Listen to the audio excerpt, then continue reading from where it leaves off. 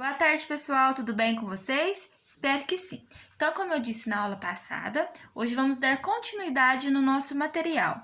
E o tópico abordado para o estudo hoje será o substantivo. O substantivo é uma classe de palavras que nomeia os seres e a tudo que está ao redor das pessoas. Objetos, ações, sentimentos, lugares, ideias, qualidades, estados e processos, entre outros. Por isso, os substantivos possuem classificações de acordo com o tipo de substância que está nomeando, além das variações de acordo com o gênero, o número e o grau. Os substantivos possuem a seguinte classificação: comum, próprio, concreto, abstrato, primitivo, derivado, simples, composto e coletivo. Vamos ver um de cada e com exemplos para que possamos entender melhor cada um. O substantivo comum é o nome genérico que vai caracterizar seres ou objetos, e ele sempre é escrito com letra minúscula, como por exemplo, sofá, cidade, cachorro, amor, lua e livro. O substantivo próprio é o nome que especifica algum indivíduo ou objeto de um grupo de seres ou de objetos, identificando em relação ao todo de um grupo. E ele é escrito com letra maiúscula, como por exemplo, Francisco, Fortaleza, Maria, Rio de Janeiro. Agora eu vou dar um exemplo que aborda o substantivo comum e o substantivo próprio em uma só oração. O meu cachorro Bilu dorme muito. Cachorro é um substantivo comum. E Bilu é um substantivo próprio porque está dando nome ao cachorro. Especificou o nome do cachorro, certo? Agora vamos para o substantivo concreto. O substantivo concreto é o substantivo que a sua existência é independente de outro ser. Nesse caso, o pensamento apresenta sua existência como própria e independente de outra. Por exemplo, quando nós falamos, imagino um elefante azul, ou seja, para ele existir, não depende de um pensamento de outro ser. É exemplo de substantivo concreto: caneta, professor, fogo, dragão.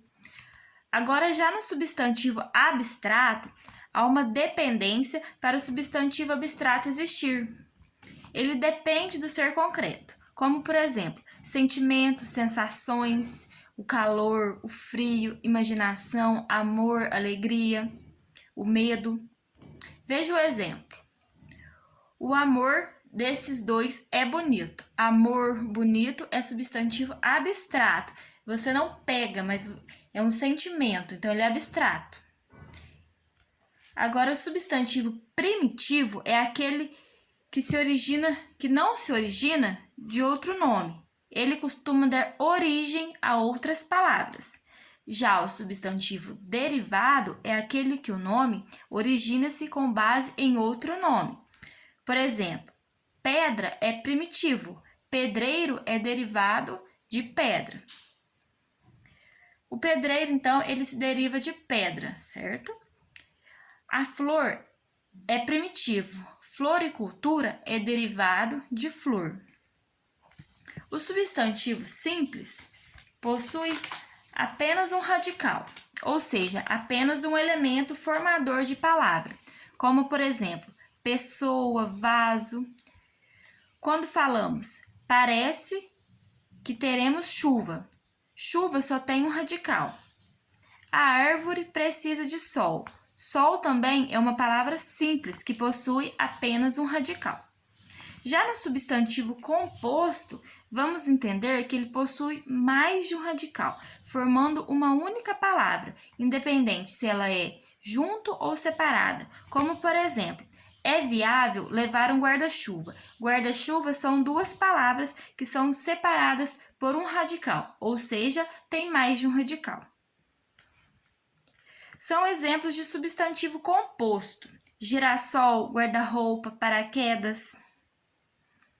O substantivo coletivo é o nome que se dá a uma coleção ou a um conjunto de seres ou de objetos de uma mesma classificação ou ideia. O coletivo, por apresentar a ideia de múltiplos indivíduos ou objetos, vem sempre no singular, como por exemplo, alcateia, cardume, floresta, flora. Vou citar um exemplo. A moça viu um enxame aproximando das crianças. Enxame é substantivo coletivo, porque ele expressa um número muito grande de peixes. Outro exemplo. Naquele lago tem um cardume. Cardume são muitos peixes. E esses são os substantivos. E na próxima aula, vamos ver sobre o artigo, adjetivo e numeral.